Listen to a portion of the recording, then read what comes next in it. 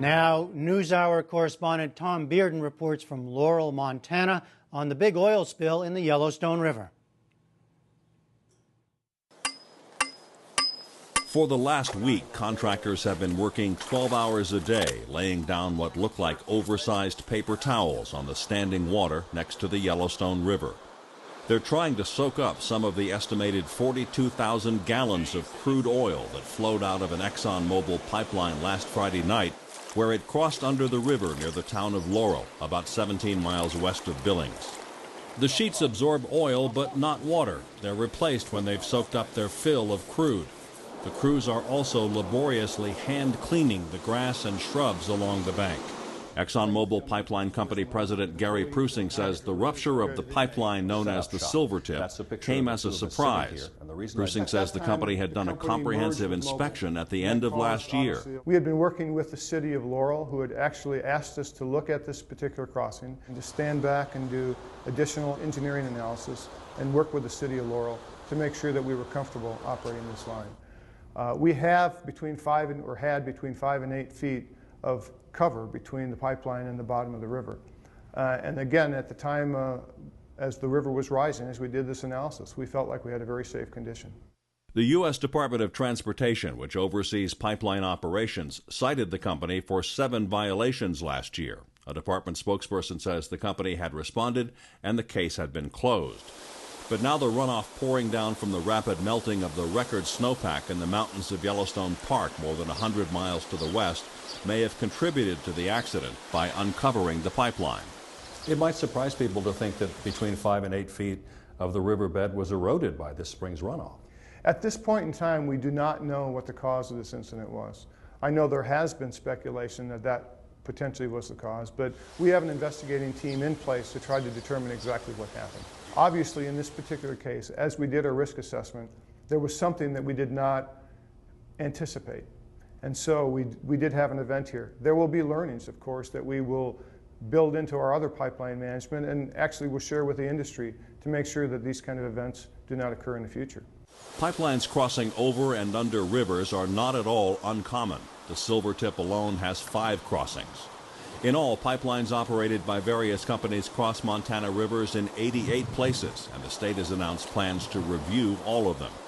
ExxonMobil operates 8,000 miles of pipelines in Montana alone, and there are some 2.5 million miles of lines that crisscross the entire country. New technology allows and new regulations require that new pipelines be drilled 25 feet or more beneath riverbeds. Prusing says that is how the crossing at Laurel is likely to be rebuilt. In the meantime, Mitt Bradshaw and a lot of other ranchers and farmers are having to cope with this spill. Bradshaw trains horses on a ranch about 35 miles downstream. Oil-laced floodwaters have invaded his corrals and forced him to move his livestock. The only thing is you have to be careful that, any livestock probably isn't going to be the best thing in the world for them to drink. Do you have other water for them to drink? Yes, we have some well water, which we're, putting the animals in corrals so we can give them good well water. One of the biggest problems facing the people trying to deal with this oil spill is the Yellowstone River itself.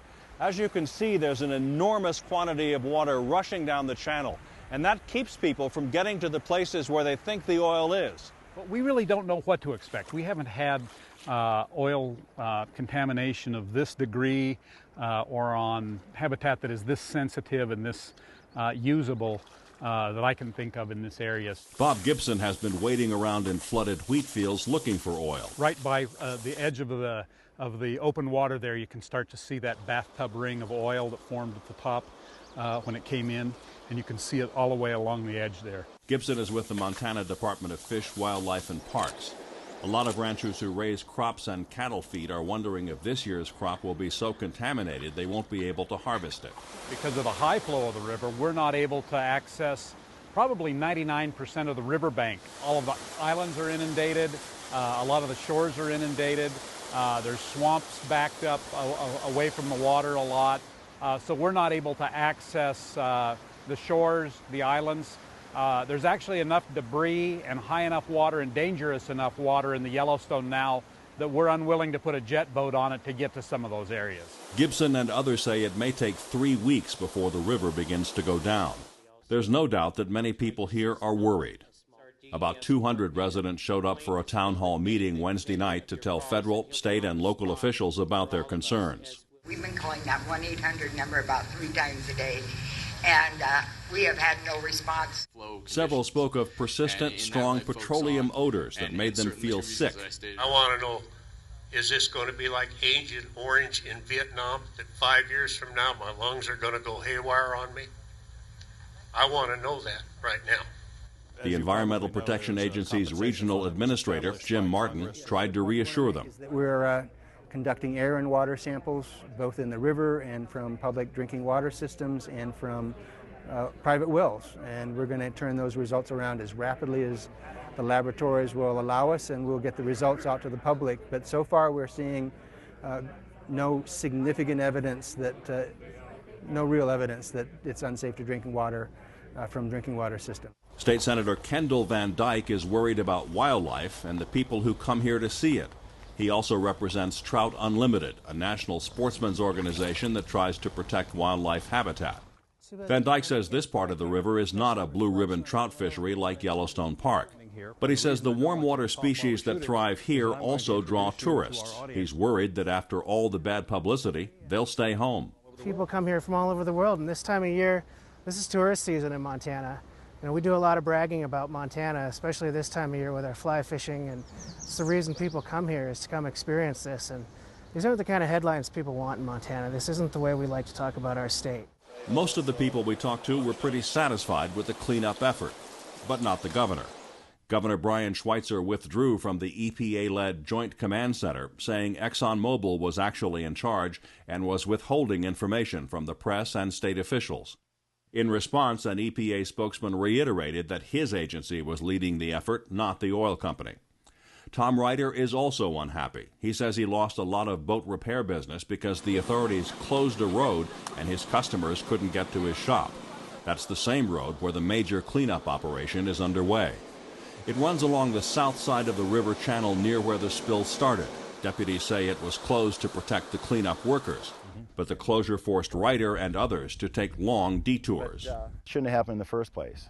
The neighbors go through there. Unless there's water or oil going across that road, I don't see any reason to close it. It seemed to us, it was a general consensus that they didn't want the public to get close to the river, and that's the most accessible part of the river for the public right now. Ryder loudly protested, so loudly at a roadblock that he later said he was surprised he wasn't arrested. But apparently local authorities got the message. Excuse me, my customers are trying to get through here. Hello, this is Tom, County Commissioner. While we were interviewing Ryder, he got a phone call from 2 county supervisors and the sheriff, who said they would fix the problem.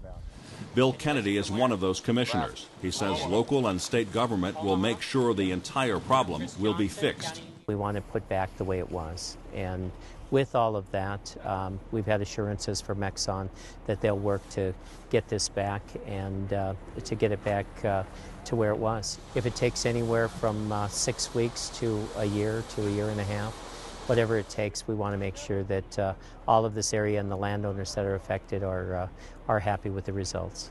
But some environmentalists say this accident is Exhibit A to bolster their opposition to a much larger planned pipeline to run from Canada's vast oil fields to Houston. That line would also cross the Yellowstone and other rivers.